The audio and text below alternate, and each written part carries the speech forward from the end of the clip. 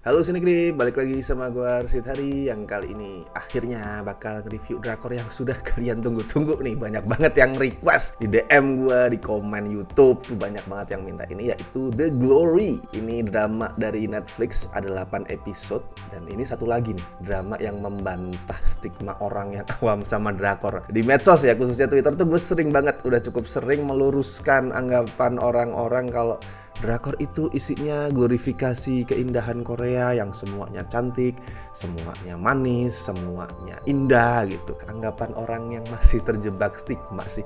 Taunya drakor ya romance yang menye-menye atau drama keluarga yang heartful, yang hangat kayak nggak ada masalah gitu. Gue semakin sering nih ya nonton drakor, gue semakin yakin kalau Korea itu kacau men. Karena di drakor yang tadi dituding selalu menyebarkan keindahan dan kecantikan Korea itu malah gue jadi ngeliat hal-hal kayak masyarakat yang seksis, khususnya cowoknya, terus pejabat sama politisinya sama aparatnya itu korup, terus cebol alias keluarga konglomerat itu yang sangat berkuasa di sana, lebih berkuasa dari pejabat dan lain-lain. Itu busuk semuanya. Itu kebusukan-kebusukan yang gue lihat dari drakor. Dan kemudian setelah gue cari-cari, karena gue gak mau langsung percaya ya jangan-jangan ini cuma dramatisasi aja gitu. Terus begitu gue cari-cari, oh ternyata benar. Ternyata kebusukan-kebusukan tadi memang ada benar nyata di Korea. Termasuk kebusukan yang diangkat sama The Glory ini, yaitu soal bullying. Kalau di tahun 2022 sih The Glory bukan satu-satunya ya drama yang mengangkat soal bullying. Ada yang lain tuh misal The King of Pigs, terus Revenge of Others, dan gue yakin masih banyak lagi drama bertema sama yang gue gak sempet nonton.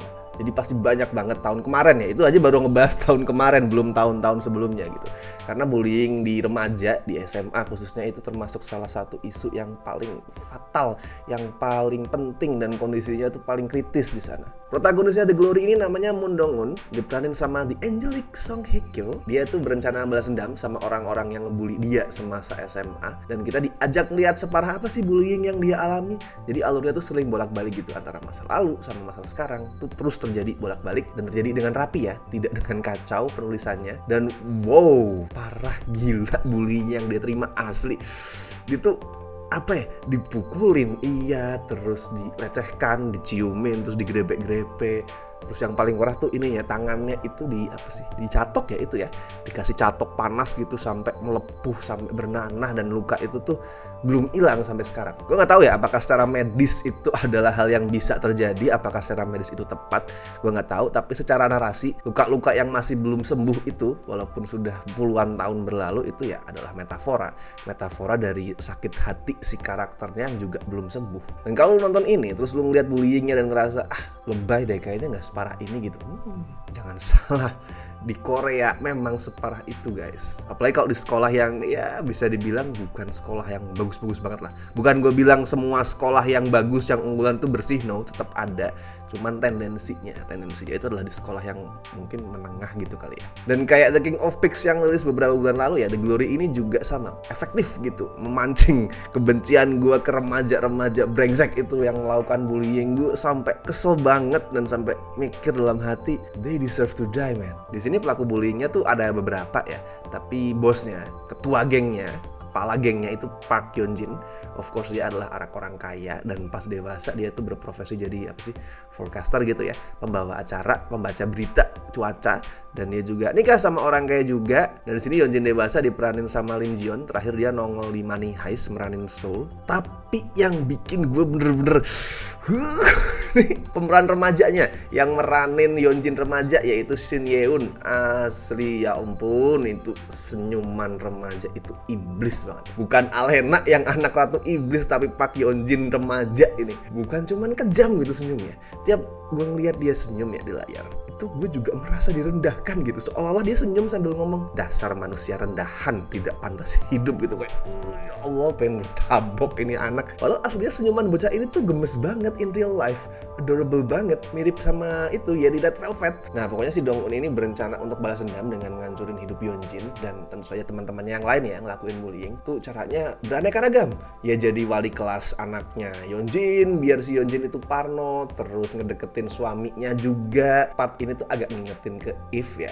Tapi di sini Dong-un tuh nggak yang sampai beneran jatuh cinta, baper terus macarin suaminya, no. Soalnya dia juga udah punya love interest sendiri, namanya adalah Yojong, seorang dokter bedah plastik, dan gue suka ini karakter cowok ini. Gue jarang di drakor nonton terus kemudian ada karakter cowok yang jadi love interest mbak-mbak cantik terus ngomong, wah saya suka Anda, itu jarang. Biasanya anjing pergi.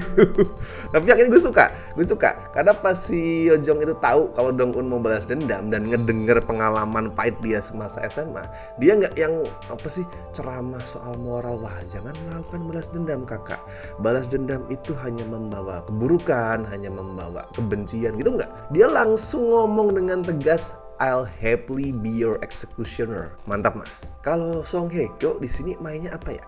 Kata yang paling tepat untuk mendeskripsikan itu adalah dignified. Dia tuh bermartabat banget, elegan gitu. Dia memang rapuh, karakternya tuh memang rapuh. Traumanya itu masih sering banget ke-trigger, tapi dia nggak mau kelihatan lemah di depan musuh-musuhnya. Ini yang gue sangat appreciate dari naskahnya. Nggak sedetik pun naskahnya itu rela nih ngeliatin Dong-un untuk kelihatan inferior di depan musuhnya. Ya dia terpojok misalkan sekali, bingung, mungkin ada cemas dan segala macam, yang itu adalah hal-hal yang manusiawi ya. Kalau enggak itu udah superhero banget, superhuman.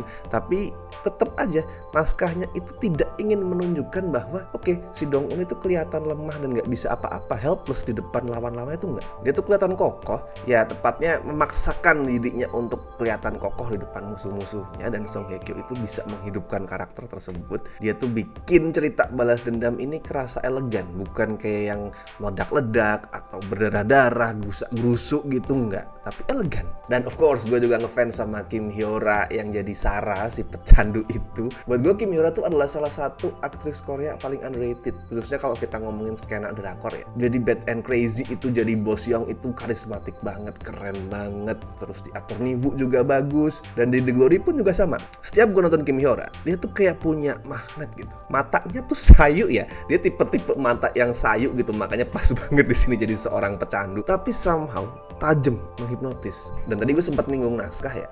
Kalau buat gue naskahnya The Glory ini adalah return to form dari Kim Eun-suk penulisnya. Dia tuh sempat agak kepleset ya di The King, yang gue rasa kayak berusaha banget memaksakan diri untuk membuat the next Goblin, tapi hasilnya tidak terlalu bagus. Nah di sini dia return to form. Storytellingnya itu smooth. Terus tadi kayak gue bilang, walaupun bolak-balik timeline tuh nggak kerasa kacau, dan di luar persoalan balas dendam yang sangat dingin ini, dia tuh tetap bisa ngasih kehangatan nggak terduga gitu dari hubungannya Dong-un sama Hyun-nam. Itu adalah ibu-ibu yang direkrut buat jadi semacam spy gitu. Diajarin motret, diajarin nyetir, itu biar bisa ngikutin para pelaku bullying tadi, terus ngumpulin info-info. Itu keren itu ibu-ibu satu. Dan itu mereka berdua menjalin kehangatan, pertemanan gitu. Dua perempuan yang sama-sama mencari keadilan dan malah menemukan satu sama lain. Kurangnya The Glory ini cuma satu, dan buat gue ini bukan kekurangan yang ya bukan sampai menghancurkan dramanya ya, tapi juga bukan kekurangan yang kecil, yaitu keputusan untuk memecah ceritanya jadi 2 season. Season 2 Maret besok sih, jadi nggak akan perlu nunggu terlalu lama ya. Dan motongnya sebenarnya enak. Cara motong kapan kelar season pertama ini agak enak. Pas di cliffhanger, pas kita penasaran, pas kita lagi wah ini deg-degan gitu. Nah lebih halus juga dibanding cara motongnya Money Heist kemarin. But still, The Glory ini desain ceritanya, dasarnya dibuatnya itu ya satu season, satu cerita yang utuh terus dipecah jadi 2. Bukan memang cerita yang mengharuskan untuk dijadikan 2 part tuh, no. Begitu dipotong di tengah, kerasa banget kalau yang kita tonton di season 1 ini cerita yang belum utuh. Ya gue nontonnya tuh semacam makan appetizer gitu loh. Bukan main dish, bukan suguhan utama, appetizer, tapi ya appetizer yang enak. Kalau skor buat The Glory gue kasih 7,5 dari 10 lah. Tapi gue yakin ya kalau misalkan udah ada season 2 nih dan ditonton secara langsung terus dipandang sebagai satu kesatuan utuh, gue yakin skor tadi tuh bakalan naik. Kalau kalian gimana? Apa kalian juga lebih suka drakor yang langsung kelar di 1 season, atau malah kalian suka yang banyak seasonnya karena wah jadi nggak tamat-tamat gitu, jadi ada terus gitu? Gimana? Tuliskan di kolom komentar apapun itu. Tuliskan juga opini kalian soal The Glory ini. Apa kalian suka? Apa kalian jatuh cinta juga sama Song Hye Kyo? Silakan, bebas. And please jangan lupa juga like video ini, share di medsos kalian, dan subscribe Cinecrip. Dan seperti biasa, kalau pengen ngebantu kami dengan kasih donasi seikhlasnya, bisa klik tombol super thanks di bawah. Oke, dan gue Rashid Hari, see you in the next video.